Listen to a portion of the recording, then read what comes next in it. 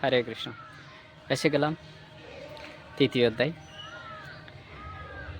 ভগবদ্গীতার সন্দেশ পর্বে। দ্বিতীয় অধ্যায় ভগবান অর্জুনকে সাংখ্য যোগের মাধ্যমে আত্মজ্ঞানের কথা বলছেন। তৃতীয় অধ্যায়ে ভগবান যে বুদ্ধিযোগের কথা বলছেন দ্বিতীয় অধ্যায়ে, তো অর্জুন ভাবছেন বুদ্ধিযোগ মানে কোনো কাজ করতে হবে না, বসে থাকলে চলবে।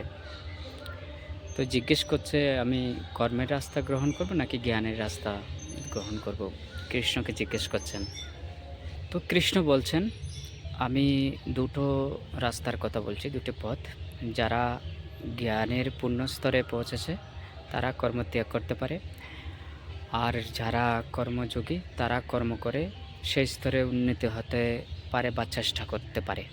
যেহেতু কোনো ব্যক্তি এক মুহূর্ত কাজ না করেও থাকতে পারে না, নিজের শরীর রক্ষা করার জন্য তাকে অবশ্যই কর্ম করতে হয়, তাই কর্মকে বাদ দেওয়া যাবে না।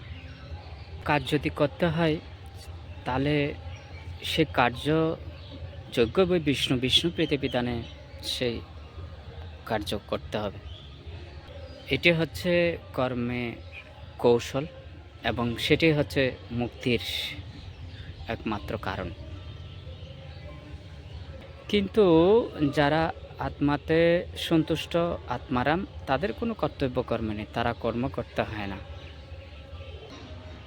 তো তাদের কোনো কর্তব্য কর্ম না থাকলেও তারা লোকশিক্ষার জন্য কর্ম করেন। তো রাজাদের দৃষ্টান্ত দিয়েছেন ভগবদ্গীতায় জনকাদি ঋষিদের। তো কর্মের দরকার নেই, তথাপিও তারা কর্ম করে জগৎকে শিক্ষা দেন। ভগবান বলছেন সাধারণ মানুষ নয়, জ্ঞানী ব্যক্তিরাও প্রকৃতির নিয়মে তারা কর্ম করবেন। অর্জুন জিজ্ঞাসা করছেন মানুষ অনিচ্ছা সত্ত্বে পাপ করে কেন?